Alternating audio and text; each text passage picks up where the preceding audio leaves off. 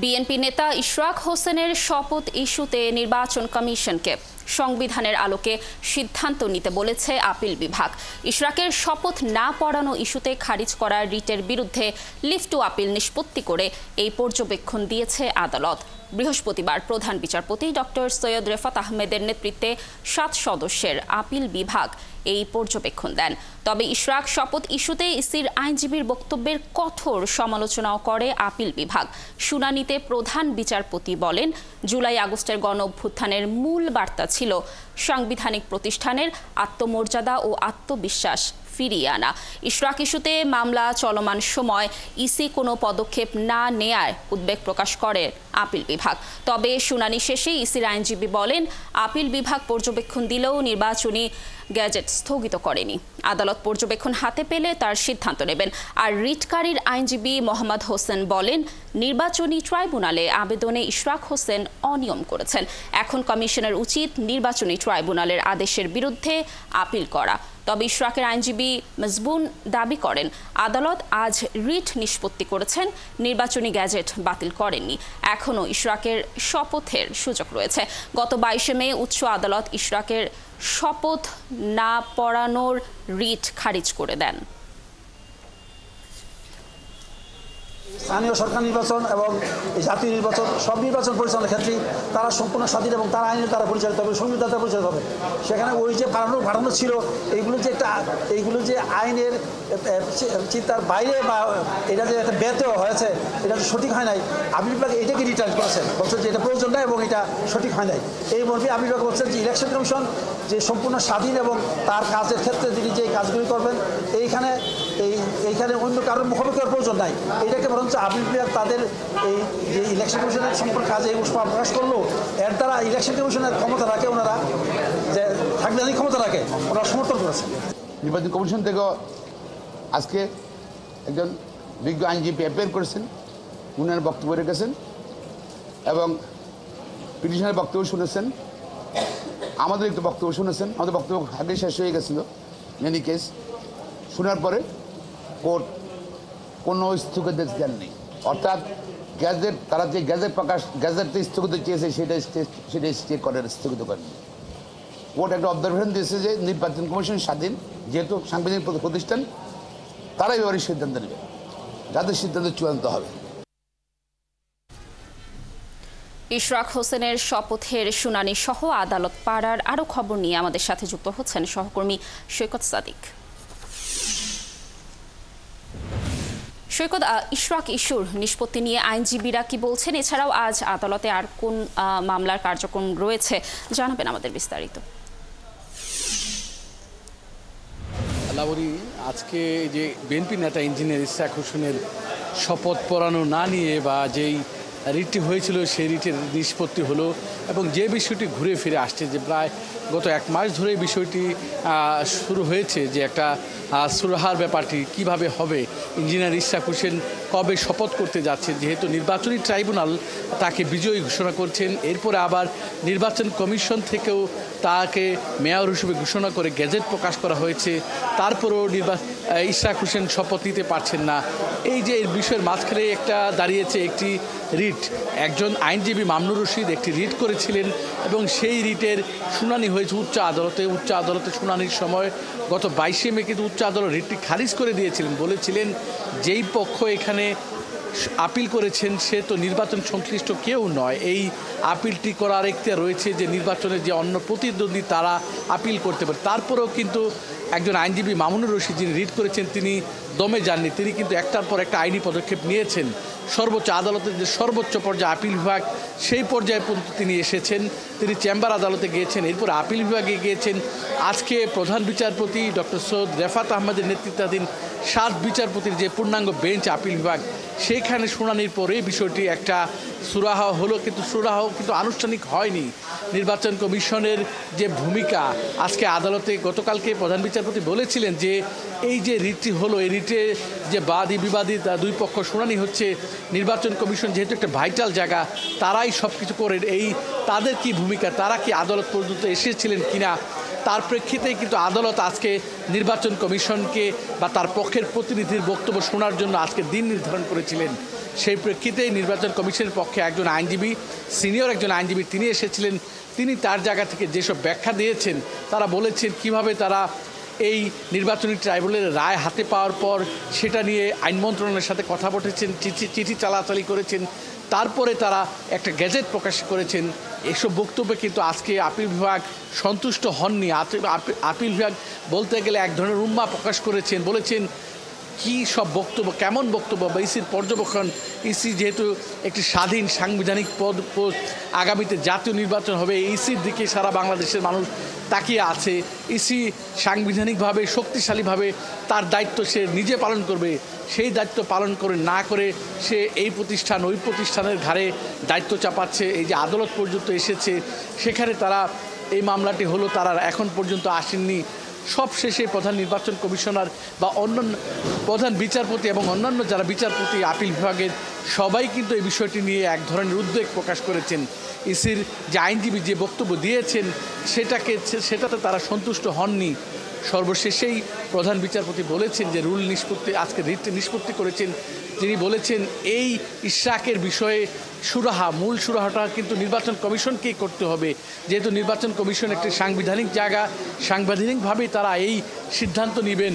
এই যে নির্বাচনী ট্রাইব্যুনাল তারা যে শপথ পড়া ইশরাককে বিজয়ী করলো, সেই বিষয়ে তারা কি আপিল করবেন, নাকি ইঞ্জিনিয়ার ইশরাক হোসেনকে মেয়র হিসেবে ঘোষণার জন্য যেই তারা একটি গ্যাজেট প্রকাশ করলেন, সেই জায়গায় তারা শক্ত অবস্থানে থাকবেন, সেই বিষয়টিকে নির্বাচন কমিশনের উপরে ছেড়ে দিয়েছেন। সব মিলিয়ে আজকে নির্বাচন কমিশনকেই এই দায়িত্ব নেওয়ার জন্যই তারা ভূমিকা রাখার জন্যই এই প্রধান বিচারপতি নেতৃত্বাধীন আপিল বিভাগ থেকেই। ধন্যবাদ আপনাকে আমাদের সাথে যুক্ত থাকার জন্য। দর্শক, ইশরাক হোসেনের শপথের শুনানির ব্যাপারে তথ্য জানাচ্ছিলেন আমাদের সহকর্মী সৈকত সাদিক। দর্শক, রাজধানীর উত্তর নগর ভবনে অবস্থান কর্মসূচি পালন করছে গণ অধিকার পরিষদ। সেখানে রয়েছেন আমাদের সহকর্মী নজরুল ইসলাম। আমরা আরও তথ্য জানাতে নজরুলের সাথে যুক্ত হব।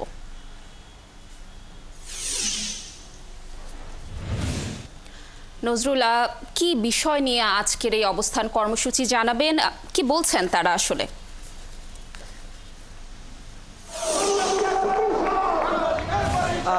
যেমনটি সকাল 11টার কিছু পরেই আসলে গণ অধিকার পরিষদ এই ঢাকা উত্তর সিটি কর্পোরেশনের সামনে তারা অবস্থান কর্মসূচি পালন করছে। তারা মূলত ঢাকা উত্তর সিটি কর্পোরেশনের যে প্রশাসক এজাজ রয়েছেন, সেই মোহাম্মদ এজাজের অপসারণ এবং গ্রেপ্তার দাবি করছেন। তারা বলছে যে নিষিদ্ধ ঘোষিত সংগঠন হিজবুত তাহরীর নেতা ঢাকা উত্তর সিটি কর্পোরেশনের দুর্নীতিবাজ প্রশাসক মোহাম্মদ এজাজের অপসারণ ও গ্রেপ্তার দাবিতে তারা এই গণ অধিকার পরিষদ সকাল 11টার কিছু পর থেকে ঢাকা উত্তর সিটি কর্পোরেশনের মূল ভবনের নিচের প্রধান ফটকের সামনে কিন্তু তারা এই অবস্থান কর্মসূচি পালন করছে। এবং সেই সমাবেশে তারা বলছে যে এই আন্তর্জাতিকভাবে নিষিদ্ধ সংগঠন যে হিজবুত তাহরীর রয়েছে, সেই হিজবুত তাদের ব্যানারে লেখা রয়েছে, সেটি আসলে আমরা দেখতে পাচ্ছি যে নিষিদ্ধ ঘোষিত সংগঠন হিজবুত তাহরীর নেতা ও ঢাকা উত্তর সিটি কর্পোরেশনের দুর্নীতিবাজ প্রশাসক মোহাম্মদ এজাজ তিনি রয়েছেন। তিনি মূলত তারা বলছে, এই গণ অধিকার পরিষদের নেতারা বলছে যে তারা আসলে সেই প্রশাসক দুর্নীতিবাজ তার অপসারণ করতে হবে, তাকে অপসারণের পাশাপাশি তাকে বিচারের মুখোমুখি করতে হবে এবং তাকে অনতিবিলম্বে অতি দ্রুতই গ্রেপ্তার করতে হবে।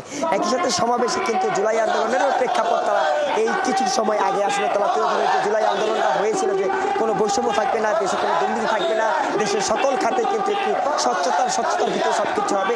সব কিছু মিলিয়ে জুলাই আন্দোলনের যে আহত রয়েছে, সেই আহত যারা রয়েছে তাদেরও চিকিৎসা দিতে ব্যর্থ বর্তমান যারা রয়েছে যে সেই নিয়ন্ত্রণাধীন, তারা বলছে সেই চিকিৎসা তারা প্রদান করতে পারছে না। একই সাথে ঢাকা উত্তর সিটি কর্পোরেশনের নানা দিকের দুর্নীতির প্রেক্ষাপটে তারা আসলে সমাবেশে তুলে ধরে এই যে এজাজ যে প্রশাসক এজাজ রয়েছে আসলে তার অপসারণের দাবি জানাচ্ছেন। একই সাথে গত ফ্যাসিস্ট সরকারের আমলে যেসব ঝামেলা এবং যে সকল বিষয়গুলো রয়েছিল, যেসব ফ্যাসিস্ট সরকার যেসব দুর্নীতি সবকিছু মিলিয়ে তারা আসলে সেই প্রেক্ষাপটগুলো তুলে ধরেছিল। তো এই ছিল আমার কাছে ঢাকা উত্তর সিটি কর্পোরেশনের মূল ফটক থেকে গণ অধিকার পরিষদের অবস্থান কর্মসূচির সর্বশেষ কানিজ।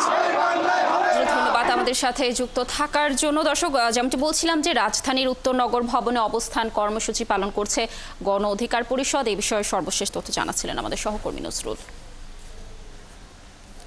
বঙ্গোপসাগরে সৃষ্ট লঘু চাপটি পরিণত হয়েছে নিম্নচাপে। ফলে সকাল থেকে লাগাতার বৃষ্টিতে ভোগান্তি বেড়েছে সাধারণ মানুষের। আবহাওয়া অধিদপ্তর বলছে নিম্নচাপটি হতে পারে আরও শক্তিশালী, বাড়তে পারে বৃষ্টিপাত, তবে আপাতত ঘূর্ণিঝড়ের সম্ভাবনা দেখছে না আবহাওয়া অফিস। এদিকে পার্বত্য এলাকায় পাহাড় ধস নিয়ে সতর্ক করেছে আবহাওয়া অফিস। সাময়িক প্লাবিত হতে পারে বেশ কিছু নিম্নাঞ্চলও। ফরহাদ ইবনে মালিকের প্রতিবেদন। 27 মে বঙ্গোপসাগর ও তার আশেপাশের এলাকায় সৃষ্টি হওয়া লঘুচাপটি বুধবার রূপ নেয় সুস্পষ্ট লঘুচাপে, যা বৃহস্পতিবার সকালে পরিণত হয় নিম্নচাপে। ফলে ঢাকাসহ দেশের প্রায় সব বিভাগেই সকাল থেকে হচ্ছে মাঝারি থেকে ভারী বৃষ্টিপাত। এই বৃষ্টিতে যান্ত্রিক জীবনে কিছুটা স্বস্তি এলেও ভোগান্তি বেড়েছে রাজধানীবাসীর চলাচলে। হঠাৎ করে বৃষ্টি হওয়াতে আমরা যারা চাকরিজীবী, আমাদের তো কষ্ট, সময় মেনটেন হচ্ছে না। এতক্ষণ তো ইয়ার নিচে ছিলাম, কারণ বাজার ফ্লাইওভারের নিচে ছিলাম। এখন একটু বের হয়েছি, বৃষ্টি কম দেখে বের হয়েছি, আবার তো এসে গেছে। কষ্ট তো মামা ভালো হয় মামা। এক হলো বাতাস, নাম্বার 2 হলো বৃষ্টি, গা ভিজে যায়, ঠান্ডা লেগে যায়, এমনও হতে পারে জ্বর হয়ে যায়। অনেক যাত্রী আছে ওইখানে, তারাও সার্ভিস পাইতেছে না। আবহাওয়া অধিদপ্তর বলছে নিম্নচাপের প্রভাবে আগামী 48 ঘন্টা দেশের প্রায় সব বিভাগেই বৃষ্টির সম্ভাবনা বেড়েছে। খুলনা, বরিশাল, চট্টগ্রাম, সিলেট, ঢাকা, ময়মনসিংহ, রংপুর ও রাজশাহী বিভাগের অনেক জায়গায় ভারী থেকে অতি ভারী বৃষ্টিপাতের সম্ভাবনা রয়েছে। কক্সবাজার, বান্দরবান, খাগড়াছড়ি, রাঙামাটি, চট্টগ্রাম এইসব অঞ্চলের পাহাড়ি এলাকার কোথাও কোথাও ভূমিধসের সম্ভাবনা রয়েছে। 48 ঘন্টার মধ্যে বাংলাদেশের বিভিন্ন অঞ্চলে ভারী থেকে অতি ভারী বৃষ্টিপাতের সম্ভাবনা রয়েছে। তবে নিম্নচাপটি আরও কিছুটা শক্তিশালী হলেও তা ঘূর্ণিঝড়ে রূপ নেবার কোনো সম্ভাবনা নেই। নিম্নচাপের কেন্দ্র থেকে একটু দূরে অনেক সময় বজ্রঝড় হয় এবং এই বজ্রঝড় থেকে অনেক সময় বজ্রপাতের সম্ভাবনা থাকে।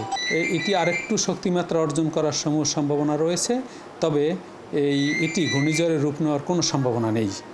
নিম্নচাপের কারণে দেশের সব সমুদ্র বন্দরকে 3 নম্বর ও নদী বন্দরগুলোতে 2 নম্বর সতর্কতা সংকেতে দেখিয়ে যেতে বলা হয়েছে।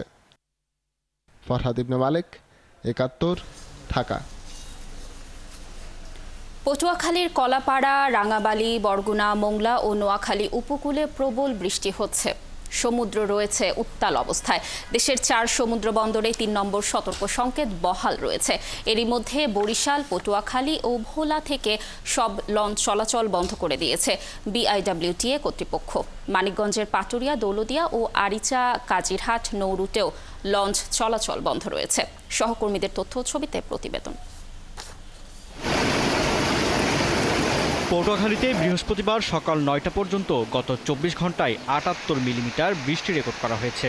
টানা বৃষ্টিতে বিভিন্ন নিচু এলাকায় জলাবদ্ধতা সৃষ্টি হয়েছে। কুয়াকাটায় উত্তাল হয়েছে বঙ্গোপসাগর, বেড়েছে নদ নদীর পানির উচ্চতা। এদিকে কলাপাড়ার টিয়াখালী নদীতে জোয়ারের পানিতে প্লাবিত হচ্ছে পশ্চিম লোন্দা গ্রামের প্রায় 300 পরিবার। পায়রা সমুদ্র বন্দর এবং রাঙ্গাবালী এলাকায় বৃষ্টিতে ভোগান্তিতে রয়েছে উপকূলবাসী। বন্ধ রয়েছে ঢাকা রাঙ্গাবালী নৌ রুটের সব লঞ্চ চলাচল। বরগুনা উপকূলে আজ সকাল থেকে ঝর্ণা হলেও বৃষ্টি হচ্ছে জেলা জুড়ে। ভোগান্তিতে পড়েছে শ্রমজীবী মানুষ। বরিশালে অভ্যন্তরীণ রুটে লঞ্চ চলাচল বন্ধ ঘোষণা করেছে বিআইডব্লিউটিএ কর্তৃপক্ষ। লঞ্চ চলাচল বন্ধ থাকায় পন্টুনে এসে ফিরে গেছে বহু যাত্রী। আমি ভোলা যাব, এসে দেখি যে লঞ্চ বন্ধ। মেহেন্দিগঞ্জ যাব, কিন্তু বরিয়া হওয়ার জন্য তো যাইতে পারছি না। ভোলা থেকে আসি ডাক্তার দেখাতে, তখন যাইতে পারি না। মোংলা বন্দর ও সমুদ্র উপকূল এলাকায় সকাল থেকে থেমে থেমে বৃষ্টি হচ্ছে। সাগর ও সুন্দরবন উপকূলে মাছ ধরা ট্রলারগুলো নিরাপদ স্থানে অবস্থান নিয়েছে। তবে বন্দরের আমদানি রপ্তানি স্বাভাবিক রয়েছে। বাগেরহাটের শরণখোলায় বৃষ্টিতে মাঠে ঘাটে পানি জমে গেছে। বলেশ্বর নদীর পানি স্বাভাবিক জোয়ারের চেয়ে অন্তত 2 ফুট বেড়েছে। নদী তীরবর্তী এলাকার সবাইকে সতর্ক অবস্থায় থাকার পরামর্শ দিয়েছে আবহাওয়া অফিস। নোয়াখালীতে বৃষ্টি ও ঝোড়ো বাতাস বইছে। সাগর উত্তাল থাকায় উপকূলীয় দ্বীপ উপজেলা হাতিয়ায় সব ধরনের নৌ পারাপার বন্ধ রাখার নির্দেশ দিয়েছে উপজেলা প্রশাসন। ঝুঁকিপূর্ণ নৌ পারাপার বন্ধ রাখতে নলচিরা ঘাটে নৌ পুলিশের সদস্যরা দায়িত্ব পালন করছেন। ফারদিন নীরব, 71। দর্শক, আবহাওয়ার আরও তথ্য জানাতে পটুয়াখালীর কলাপাড়া থেকে আমাদের সাথে সরাসরি যুক্ত হচ্ছেন সহকর্মী মিলন কর্মকার রাজু। রাজু, কলাপাড়াতে আবহাওয়ার কি অবস্থা দেখছেন এখন, আর বৃষ্টিতে কি ধরনের দুর্ভোগ পোহাচ্ছেন সেখানকার যারা উপকূলবাসী রয়েছেন? আজকে দুপুর 12টা পর্যন্ত কলাপাড়ায় দেশের সর্বোচ্চ 91 মিলিমিটার বৃষ্টিপাত রেকর্ড করেছে কলাপাড়া। সে বিষয়টি জানিয়েছেন এখানকার আবহাওয়া অধিদপ্তরের কর্মকর্তারা। এটি দেশের সর্বোচ্চ বৃষ্টিপাতের রেকর্ড। আর যে এই মুহূর্তে আসলে যে সকাল থেকে যে ঝড়ো বাতাস এবং মুষলধারায় বৃষ্টি ছিল, সেটি কিন্তু এই মুহূর্তে কিছুক্ষণ আগে 45 মিনিট আগে কিন্তু এটি কেটে গেছে। এই মুহূর্তে এখন শান্ত রয়েছে পরিবেশ। আর সকাল থেকে যে দুর্ভোগ, সেটি হচ্ছে ভয়াবহ দুর্ভোগের সৃষ্টি হয়েছে কলাপাড়ার যে নিম্ন অঞ্চলের এলাকা, বিশেষ করে কলাপাড়া পৌর শহর ঘেঁষা যে নদী, আন্দারমানিক নদী তীরবর্তী যে এলাকাগুলো রয়েছে, নাস্তাপাড়া 1 নম্বর ওয়ার্ড থেকে 1 নম্বর ওয়ার্ড, 2 নম্বর ওয়ার্ড, 8 নম্বর ওয়ার্ড, 9 নম্বর ওয়ার্ড, 4টি ওয়ার্ডের কিন্তু নিম্নাঞ্চল প্লাবিত হয়েছে। এখানকার প্রায় 1000-এরও বেশি ঘরবাড়ি প্লাবিত হয়েছে এবং যে এলাকার মানুষের যে ক্ষতিগ্রস্ত, সেটা হচ্ছে সীমাহীন দুর্ভোগ। আরেকটা হচ্ছে টিয়াখালীর যে সবচেয়ে বেশি দুর্ভোগের যে এলাকা, সেটা হচ্ছে যে পশ্চিম নন্দা, যে টিয়াখালী নদীর পানিতে, সেই নন্দা গ্রামটা কিন্তু গতকাল যেরকম প্লাবিত হয়েছে, আজকেও প্লাবিত হয়েছে। এর ফলে যে সেখানকার কিন্তু মানুষের দুপুরে রান্না বান্নাও কিন্তু অনিশ্চিত হয়ে পড়ছে, এমনটাই জানিয়েছেন সেখানকার মানুষ। আর এখানকার যে কুয়াকাটা সৈকত, সাগর কিন্তু উত্তাল রয়েছে সকাল থেকে উত্তাল থাকে। যে সৈকত ঘেঁষা যে ক্ষুদ্র ব্যবসা প্রতিষ্ঠানগুলো ছিল, সেগুলো কিন্তু আসলে সৈকত ঘেঁষা ব্যবসা প্রতিষ্ঠানগুলো ব্যাপক ক্ষতিগ্রস্ত হয়েছে। একই শুধু সৈকত ব্যবসা প্রতিষ্ঠান নয়, ব্যবসা প্রতিষ্ঠানের বাইরে কুয়াকাটার যে ডিচি পার্ক সংলগ্ন যে নতুন রাস্তা নির্মাণ করা হয়েছিল, রাস্তার গাইডওয়াল ভেঙে গেছে। এছাড়া যে কুয়াকাটার ঝাউ বাগান কিন্তু ব্যাপক ক্ষতিগ্রস্ত হয়েছে। সেখানকার কয়েকশো গাছ কিন্তু উপড়ে পড়েছে, এমনটাই জানিয়েছেন সেখানকার মানুষ। সবচেয়ে বেশি যে দুর্ভোগের বিষয়টা, সেটা হচ্ছে যে কলাপাড়ার যে ঝুঁকিপূর্ণ এলাকা, যে আপনি যাবেন যে কলাপাড়ার ধানখালী, তারপরে ধুলেশ্বর, লতাচাপড়ি এবং মহিপুর ইউনিয়নের যে বেড়িবাঁধ বাহিরের যে এলাকাগুলো, আপনি জানেন এইসব এলাকার মানুষজন কিন্তু খুবই নিম্ন আয়ের মানুষ। নিম্ন আয়ের মানুষের কারণে এরা কিন্তু বেশিরভাগই জেলে পেশার, এবং এরা ছোট ছোট ঝুপড়ি ঘরের মতো করে নদী তীরবর্তী এলাকায় বসবাস করে আসছে। এই পরিবারগুলো কিন্তু ব্যাপক ক্ষতিগ্রস্ত হয়েছে এবং প্রতিটি পরিবারে কিন্তু টিনের চালা উড়ে গেছে, কোথাও ঘরের বেড়া উড়ে গেছে এবং ঘরের যে মালামাল কিন্তু জোয়ারের পানিতে ভাসিয়ে নিয়ে গেছে। এবং এর বাইরে যে বেড়িবাঁধের সংলগ্ন যে বেড়িবাঁধগুলো, সংলগ্ন যে মাছের পুকুরগুলো রয়েছে, সেগুলো কিন্তু ক্ষতিগ্রস্ত হয়েছে আজকে সকালের জোয়ারে। এবং এই জোয়ারে পানি এখন নামতে শুরু করে, মানুষের কিন্তু আসলে এখনই রয়েছে আন্দারমানিক নদীতে। আপনি দেখতে পাচ্ছেন নদীর যে বর্তমান অবস্থা, এখানে কিন্তু এইসব এলাকায় কিন্তু আরো 5 থেকে 6 ফুট পানিতে প্লাবিত হয়েছিল।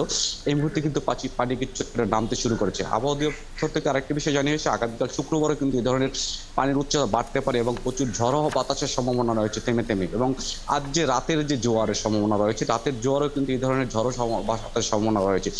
কলাপাড়া সিপিবির যে কর্মকর্তা, তিনি আমাদের যে বিষয়টি জানিয়েছেন যে এই মুহূর্তে আসলে আবহাওয়া অধিদপ্তর থেকে কোনো ধরনের সিগন্যাল, 3 নম্বর সতর্কতার বাইরে কোনো ধরনের সিগন্যাল না থাকায় তারা কিন্তু আসলে সরকারিভাবে কোনো তথ্য মুভমেন্ট করতে পারতেছে না। তবে এখানকার যে সিপিবির যে স্বেচ্ছাসেবী কর্মীরা আছে, তারা কিন্তু যেসব এলাকায় ক্ষতিগ্রস্ত হয়েছে সেসব এলাকায় কাজ শুরু করেছে।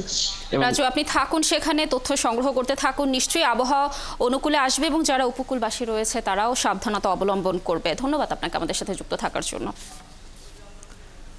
এখন সময় বৃষ্টির। বৃষ্টি মানেই পাহাড় ধসে মানুষের মৃত্যুর ভয়।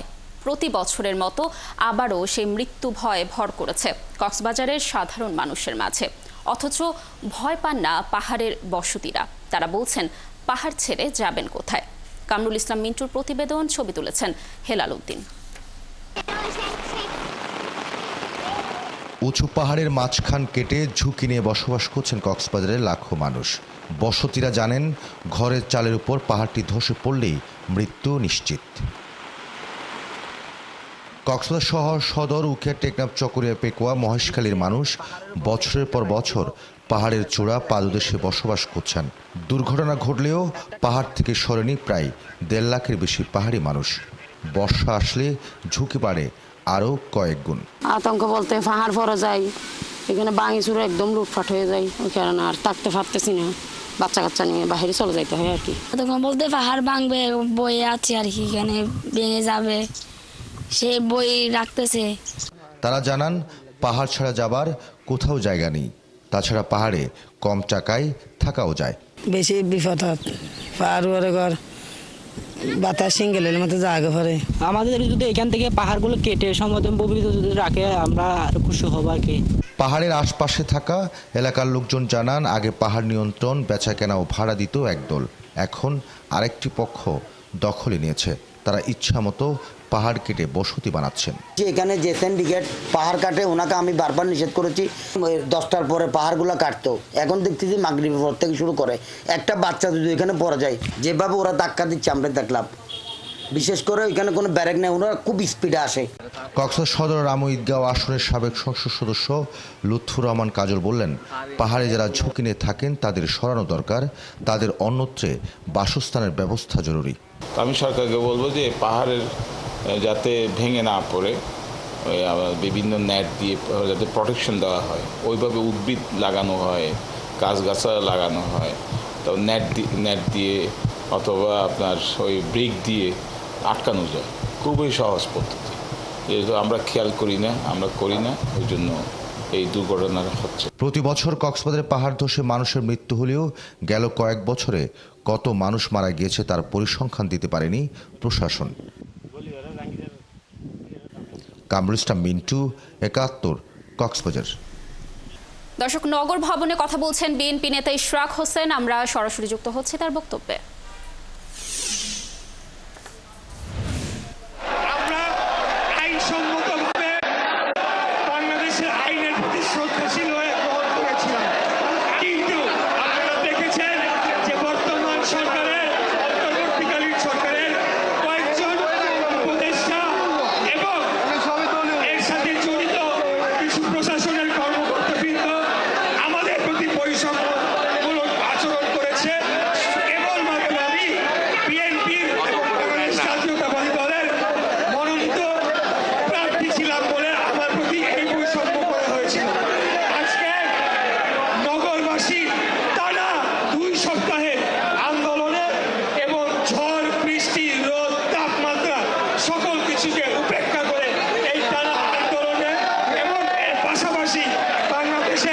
সর্বোচ্চ আদালতের কর্তৃক যে রায় প্রদান করা হয়েছে, যে পর্যবেক্ষণ দেওয়া হয়েছে, তার মাধ্যমে আমাদের এই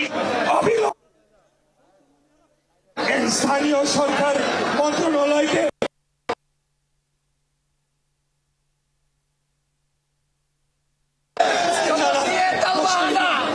আপনারা শপথ নিয়ে যে তালবাহানা করেছেন, তারই পরিপ্রেক্ষিতে আজকে 2 সপ্তাহ নগর ভবনের সকল কার্যক্রম নাই। নির্বাচন গ্যাজেট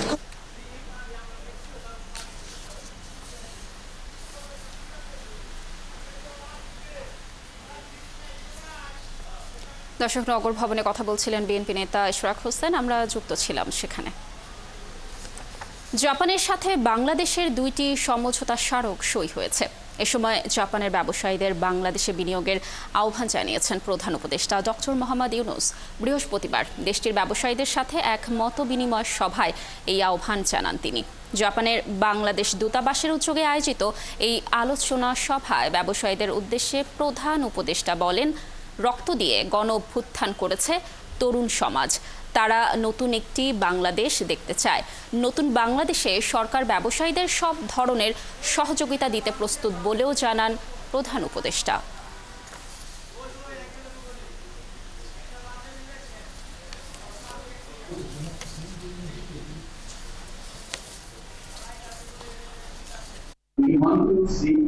বাংলাদেশের ছাত্র সমাজ রক্ত দিয়ে দেশকে স্বৈরাচার মুক্ত করেছে। তারা আর পুরনো বাংলাদেশে ফিরে যেতে চায় না। তারা তরুণ এবং উদ্যমী। আপনারা বিনিয়োগ করুন, সরকারের পক্ষ থেকে সর্বোচ্চ সহযোগিতা পাবেন।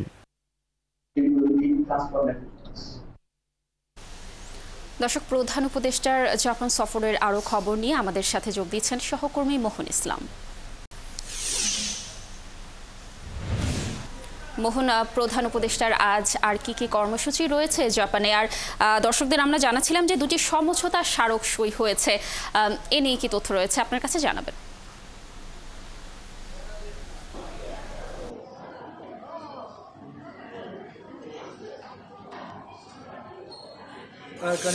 ধন্যবাদ আপনাকে। আপনি যেমনটা জানেন আসলে প্রধান উপদেষ্টা ডক্টর মোহাম্মদ ইউনূস জাপানের সফরে রয়েছেন, সরকারি সফরে, এবং সফরের দ্বিতীয় দিনে কিন্তু তিনি সকাল থেকে, অর্থাৎ জাপানের সকাল থেকে কিন্তু তিনি খুবই ব্যস্ততম সময়ের মধ্য দিয়ে তার সময় পার করছেন। বিশেষ করে নিক্কেপ ফোরামে তিনি উদ্বোধনী ভাষণে তিনি ভাষণ দিয়েছেন। সেখানে তিনি বাংলাদেশ সহ এশিয়ার বিভিন্ন বিষয় নিয়ে কথা বলেছেন। তারপরে বাংলাদেশের এম্বাসি অর্থাৎ হাইকমিশন যে একটি সেমিনার আয়োজন করেছিল, সেই সেমিনারে তিনি যোগ দিয়েছেন।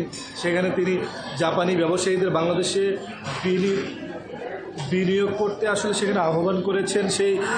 তারপরে আসলে তিনি বলেছেন যে ব্যবসায়ীরা সেখানে বিনিয়োগ করার মতো আসলে অবস্থা রয়েছে এবং বিনিয়োগ যেন করেন। প্রধান উপদেষ্টার এই বিনিয়োগের আহ্বানে কিন্তু জাপান থেকেও আমরা বেশ ভালো সাড়া পেয়েছি। বলে রাখি যে এখানে 2টি সমঝোতা স্মারক সই হয়েছে। 2টির মধ্যে একটি হচ্ছে বাংলাদেশ থেকে জাপান 1 লাখ কর্মী নেবেন আগামী 5 বছরে। এর মধ্যে ইতিমধ্যে 35,000 বাংলাদেশে কিন্তু জাপানে বসবাস করেন। এরপর 1 লাখ নিলে আসলে সংখ্যাটা বাড়বে এবং জাপানে কিন্তু বাংলাদেশের কর্মী আনা হয়, কিন্তু যে কর্মীটা আনা হয় সেটা খুবই দীর্ঘতির। সেই জায়গা থেকে আসলে এটা খুবই গতিশীল হবে বলে মনে করছেন প্রবাসী শ্রমিকরা। এবং বলি যে এই যারা শ্রমিকরা আসবেন তাদেরকে আসলে প্রশিক্ষিত করার জন্য একটি প্রশিক্ষণ কেন্দ্র বাংলাদেশে স্থাপন করবে জাপান। মোটা থেকে বলতে গেলে সেই জনশক্তি রপ্তানি যে খাত, সেই খাতকে আরও বেগবান করার জন্য এই 2টি সমঝোতা চুক্তি স্বাক্ষর হয়েছে। এবং আমরা জানি যে আগামীকাল ডক্টর মোহাম্মদ ইউনূস তিনি জাপানের প্রধানমন্ত্রীর সাথে দেখা করবেন। সেখানে তিনি অনুরোধ করবেন যেন জাপান থেকে আপনার শিক্ষক নেওয়া হয়, সেখানে বাংলাদেশিদেরকে যেন জাপানি ভাষা শেখানোর জন্য, জাপানি ভাষা শিখলে আসলে জাপানে আরও বাংলাদেশি বেশি আসবে বলে আমরা হাই কমিশনের মাধ্যমে জেনেছি। লাবণী, এই ছিল আমার কাছে সর্বশেষ।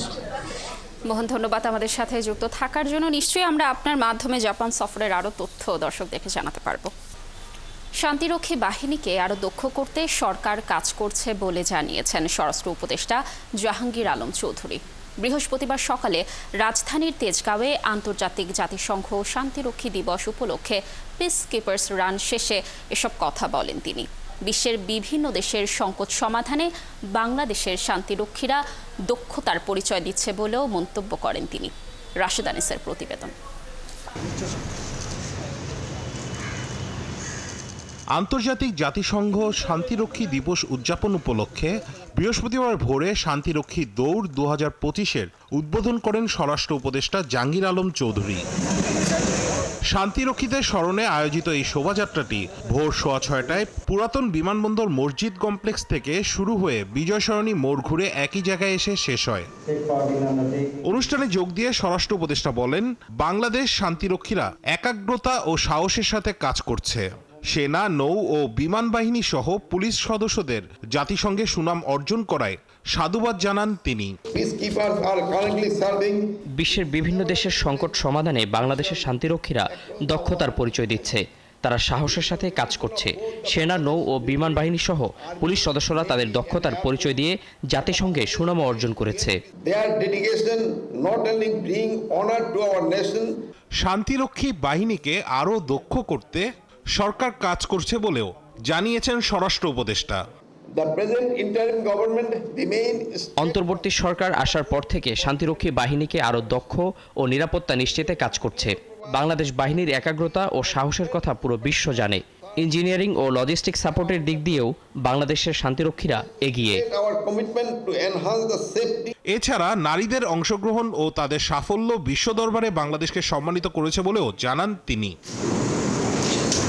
রাশেদ আনিস, 71, ঢাকা। দর্শক, নগর ভবনে কথা বলছেন বিএনপি নেতা ইশরাক হোসেন। আমরা সরাসরি চলে যাচ্ছি সেখানে। এবং এর সর্বস্তরের নেতাকর্মীরা আমরা আইনের প্রতি শ্রদ্ধাশীল এবং এর মাধ্যমে এও প্রমাণিত হয়েছে যে বর্তমান অন্তর্বর্তীকালীন সরকারের কতিপয় উপদেষ্টা তারা আমার প্রতি বৈষম্যমূলক আচরণ করেছে এবং তারা নির্বাচন কমিশন,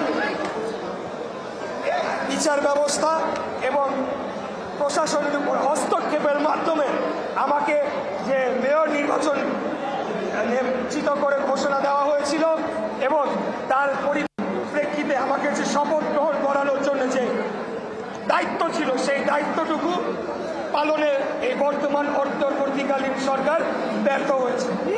এখন সর্বশেষ যে কথাটি বলতে চাই, তারা যদি অনতিবিলম্বে আমার শপথ গ্রহণ অনুষ্ঠান সম্পন্ন করার জন্য পদক্ষেপ নেয়, তাহলে এটাই প্রতীয়মান হবে যে বাংলাদেশের সর্বোচ্চ আদালত এবং আপিল বিভাগের প্রতি তারা আদালত অবমাননায় সামিল হচ্ছেন এবং অবমাননা করার মতোই একটি পদক্ষেপ নেওয়া হচ্ছে। অতএব আমি বর্তমান অন্তর্বর্তীকালীন সরকারের সকল পর্যায়ে যারা এটার সাথে সংযুক্ত তাদেরকে শেষবারের মতো আহ্বান জানাবো, আপনারা অবিলম্বে আমার শপথ গ্রহণ অনুষ্ঠানের জন্য পদক্ষেপ নিন, অন্যথায় আগামীকাল থেকে ঢাকা নগরবাসীকে সাথে নিয়ে এই আন্দোলনকে আরো বেগবান করা হবে। নগরবাসীকে সাথে নিয়ে এই আন্দোলনকে আরো বেগবান করা হবে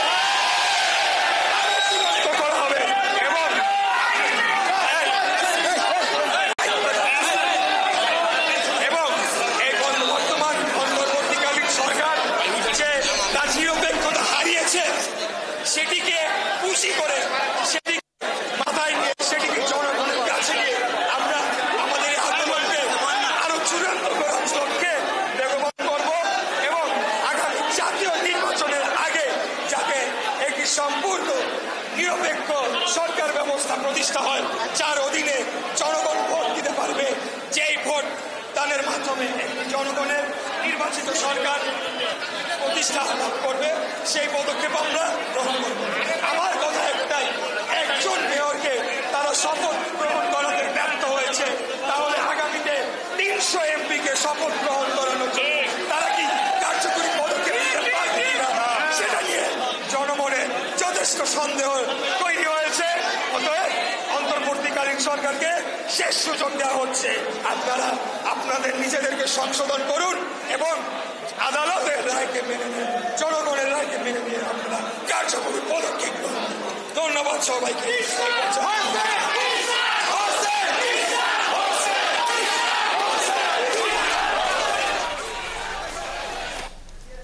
দর্শক, বিএনপি নেতা ইশরাক হোসেন কথা বলছিলেন নগর ভবনে, আমরা সরাসরি যুক্ত ছিলাম সেখানে।